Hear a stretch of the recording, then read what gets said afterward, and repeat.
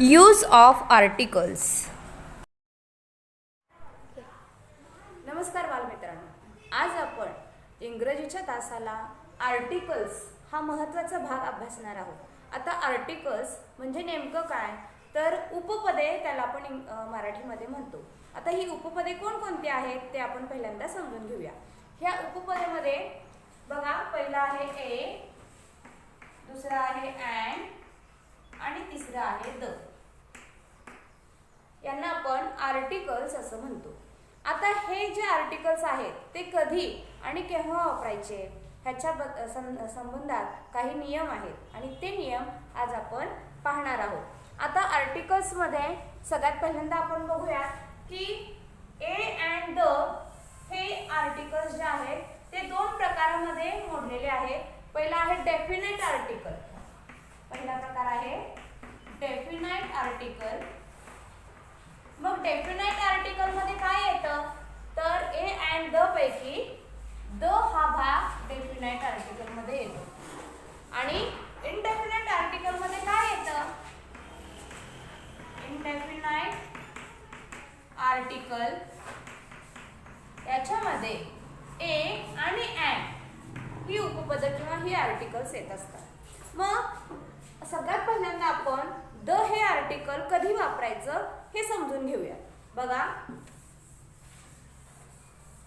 ज्यावेळी एखादी विशिष्ट वस्तू सांगायची असते, जसं की समजा नदीचं नाव असेल, एखाद्या तलावाचं नाव असेल, एखाद्या धरणाचं नाव असेल, तर ही जी नावं आहेत ती प्रॉपर असतात. जसं की अजून एखादी गोष्ट सांगायची झाली तर चंद्र, सूर्य हे काही बदलणारे नाही आहेत ह्या गोष्टी. आणि त्याच्यामुळं ह्यांच्या समोर नेहमी द हे आर्टिकल वापरायचं. जसं की मून म्हणजे चंद्र आपल्याला माहिती आहे, मून म्हणजे चंद्र, सन म्हणजे सूर्य. ह्याच्या पूर्वी आर्टिकल वापरत असताना ते द हेच येणार. कोणतं येणार, द मून, द सन अशा पद्धतीने. त्यानंतर मी दुसरं पुढचं उदाहरण सांगितलं तुम्हाला की एखाद्या नदीचं नाव तुम्हाला सांगायचं असेल, समजा कोयना नदी, तर तिथे सुद्धा द कोयना नदी असंच काय करायचं असतं, त्याचा उल्लेख करायचा असतो किंवा the Koyna river, the Koyna river. तुमच्या लक्षात आलं असेल की द हे उपपद डेफिनाइट शब्दासाठी वापरलं जातं. जसं की आपण सांगितलं, समजा एखाद्या देशाचं नाव असेल तर तेही त्याच्या पूर्वी आपण द हे उपपद लावायचं आहे. त्यानंतर एखादा रस्ता, आता समजा आपल्या गावाजवळ NH4 हायवे जातो, तर त्याचाही उल्लेख करत असताना आपण द NH4 असं आपण त्याचा उल्लेख केला पाहिजे, द NH4 रोड. ओके. आता डेफिनेट आर्टिकल मध्ये अजून काय बरं महत्त्वाच्या गोष्टी आहेत, तर देशाचं नाव, एखाद्या रस्त्याचं नाव, तलावाचं नाव, एखाद्या नदीचं नाव, त्यानंतर पर्वत असेल जसं की द हिमालय पर्वत. हिमालय पर्वत हा डेफिनेट आहे की त्याच्यामध्ये बदल होणार नाहीये, ते नाव हे प्रॉपर आहे, त्याच्यामुळे द येणार. त्याच्यानंतर भाषा आल्या वेगवेगळ्या, त्या भाषेचं सुद्धा नाव सांगत असताना द वापरायचं आहे.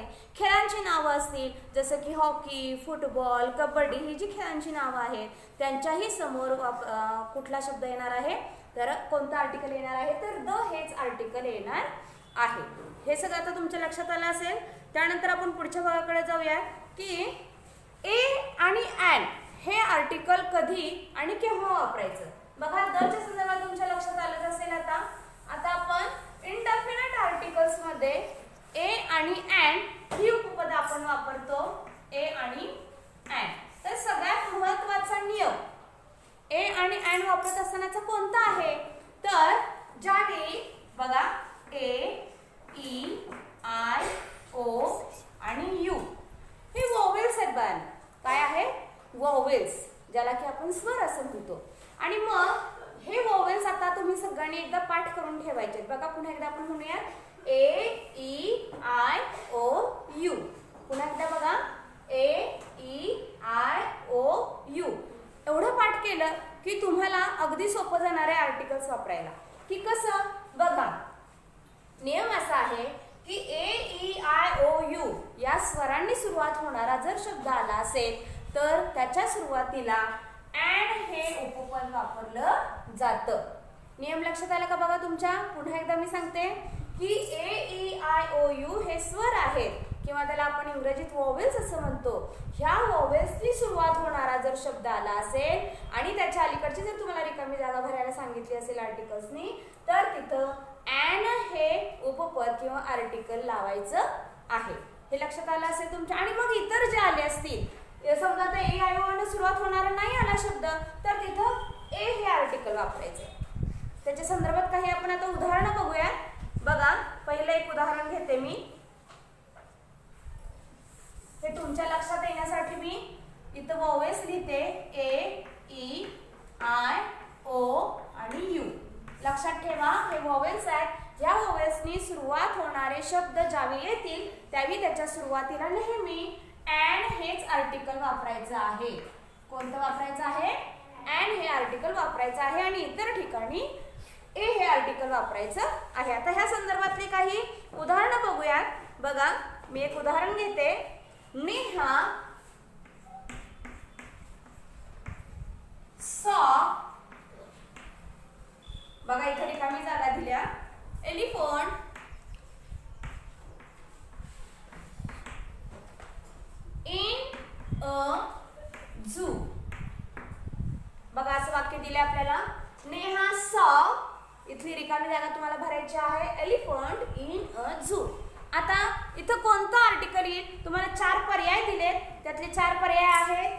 पहिला पर्याय आहे ए, दुसरा पर्याय आहे नो आर्टिकल, असंही असू शकतंय की कुठलंच आर्टिकल वापरण्यात येणार नाही असंही असेल. तिसरा पर्याय आहे द आणि चौथा पर्याय आहे ॲन. आता यापैकी कोणतं आर्टिकल इथं येणार आहे ते तुम्ही शोधायचंय. आता हे ओळखायचं असेल तर आपल्याला काय केलं पाहिजे? रिकाम्या जागेच्या पुढचा कोणता शब्द आला हे बघूयात आपण. तर कोणता शब्द आला वाचूया आपण सगळेजण. बघा, एलिफंट. ठीक आहे. मग ह्या एलिफंट ह्या शब्दाचं पहिलं अक्षर कोणतं आहे? तर ई ने सुरुवात झालेला हा शब्द आहे. मग आपल्याला माहिती आहे ई हे काय आहे?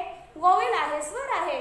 मग ई ने सुरुवात होणारा शब्द आला म्हणजेच याचा अर्थ ह्याच्या सुरुवातीला आपण कोणता आर्टिकल वापरलं पाहिजे? ॲन हे आर्टिकल वापरलं पाहिजे. आणि म्हणूनच ह्याच्यातला पर्याय क्रमांक येणार आहे 4. बघा लक्षात आलंय का तुमच्या की काय केलं आपण? वॉवेलने सुरुवात होणारा शब्द आल्यामुळं त्याच्या सुरुवातीला आपण ॲन हे आर्टिकल वापरलेलं आहे. ठीक आहे, पुढे जाऊयात आपण. हे एक उदाहरण तुमच्या लक्षात आलंच असेल. अजून एक उदाहरण घेऊयात आपण. बघा, दुसरं उदाहरण आहे. रिकामी जागा दिलेली आहे. Ganga is a Holy river. आता तुमच्या लक्षात आलं असेल की गंगा हे नदीचं नाव आले म्हणजे याच्या सुरुवातीला कुठलं अक्षर येणार किंवा कुठलं आर्टिकल येणार? अगदी बरोबर आहे. नदीचं नाव आलं तर मी सांगितलंय तुम्हाला द हेच आर्टिकल आपण वापरायचं आहे. त्याच्यामुळं याची सुरुवात होणार आहे दन. ठीक आहे, समजला इथपर्यंतचा भाग? बघा बाळांनो, आपण ए अँड द हे आर्टिकल वापरत असताना आता काही महत्त्वाची आपण उदाहरणं घेऊयात की जेणेकरून तुमच्या लक्षात येईल की आपण ए वापरतोय, अँड वापरतोय की द हे आर्टिकल वापरतोय. ठीक आहे, आपण आपल्या पहिल्या वाक्याकडे जाऊया. बघा, सखाराम इज, आपल्याला रिकामी जागा दिलेली आहे, ऑनेस्ट बॉय. मग आता इथं तुम्ही सांगायचं आहे की ए हे आर्टिकल येईल, अँड हे आर्टिकल येईल का द हे आर्टिकल येईल? बघा, एक एक आर्टिकलच्या चतुर्थून जाऊयात आपण. द येईल का? तर नाही येणार. आपल्याला काय बघायचं आहे की ऑनेस्ट हा शब्द आहे त्याची सुरुवात जी आहे ती एच ने झालेली आहे. पण तुमच्या एक गोष्ट लक्षात येते का? बघा की ऑनेस्ट हा जो उच्चार केलाय की त्याची सुरुवात जरी एच या व्यंजनानं झाली असेल, कॉन्सनंटने झालेली असली तरीही त्याचा उच्चार आपण ऑनेस्ट असा करतोय. म्हणजे अ हे काय आहे? स्वर आलेला आहे. आणि म्हणून इथं आपण काय वापरायचं आहे? ॲन हे आर्टिकल वापरायचं आहे. बघा तुमच्या लक्षात येते का की तुम्ही म्हणाल मॅडम इथं एच नी सुरुवात झालेली आहे, इथं तर ए आय ओ यू हे स्वर आहे, एच नी सुरुवात होऊन सुद्धा आपण अँड का वापरलं? तर तुमच्या लक्षात आलं असेल की ह्या शब्दामध्ये जरी एच आला असला, ते कॉन्सोनंट जरी असलं तरी सुद्धा त्याचा उच्चार जो आहे तो स्वरानं झालेला आहे. जसं की आपण हा शब्द ऑनेस्ट असा वापरतो सुरुवातीला आपण अँड हे उपपद किंवा आर्टिकल वापरणार आहोत. ठीक आहे, आपण पुढच्या वाक्याकडे जाऊया. धिस वन इज, बघा रिकामी जागा दिलेली आहे, व्हेरी युजफुल इन्स्ट्रुमेंट.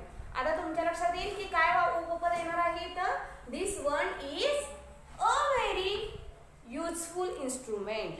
ओके, ठीक आहे. तिसऱ्या वाक्याकडे जाऊयात आपण. आता तिसऱ्या वाक्यामध्ये सुरुवातीलाच रिकामी जागा दिलेली आहे. इथं आपल्याला कोणतं आर्टिकल वापरायचं आहे हे लक्षात येण्यासाठी आपल्याला वाक्य वाचलं पाहिजे. आपण वाक्य वाचूयात. Eiffel tower is in Paris. बघा, हा जो आयफेल टॉवर आहे तो पॅरिस मध्ये आहे. मग मला सांगा की त्या देशातलं ते प्रॉपर असं ठिकाण आलं, म्हणजेच याचा अर्थ इथं आपण कुठलं आर्टिकल वापरणार आहोत. तर द हे आर्टिकल वापरणार आहोत. ठीक आहे, आपण पुढच्या वाक्याकडे जाऊया. रिकामी जागा दिलेली आहे. Moon shines at night. बघा, मी मगाशी सांगितलं तुम्हाला की ज्यावेळी परमनंट असे शब्द जसं की त्यांना और असं नसतोच की चंद्र, सूर्य, पृथ्वी ह्यांच्यासाठी आपण द हेच आर्टिकल वापरावायचं असतं आणि त्याच्यामुळं इथं आपलं आर्टिकल येणार आहे the. The moon shines at night. ठीक आहे, पुढच्या वाक्याकडे जाऊया. आपण पाचव्या वाक्याकडे जाऊया. धिस इज, बघा रिकामी जागा दिलेली आहे आणि बॉल आलेला आहे. तर आपल्याला इथं काय वापरायचं आहे. तर धिस इज अँड वापरून चालेल का, कारण बी न सुरुवात झालेली आहे.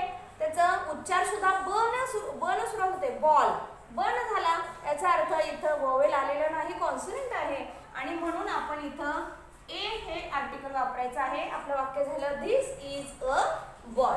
आता पाचव्या वाक्याकडे आपण जाऊयात. Vasudha is eating. आता इथं एग हा शब्द आलेला आहे. एगची सुरुवात इन म्हणजेच याचा अर्थ वॉवेल न झालेली असल्यामुळं आपण तिथं अँड हे उपपद वापरणार आहोत. अँड हे आर्टिकल वापरणार आहोत. त्यामुळं इथं आपलं वाक्य झालेलं आहे Vasudha is eating and egg. आता ह्या सगळ्या वाक्यांच्या सरावावरून निश्चितच तुम्हाला ए अँड द हे आर्टिकल्स कधी आणि कसे वापरायचे हे लक्षात आलं असेल. आज आपण जो भाग शिकलो ह्याच्या उजळणी तुम्हाला शिष्यवृत्तीच्या पुस्तकातून तुम्ही करायची आहे आणि आज आपला इथला तास संपलेला आहे. धन्यवाद.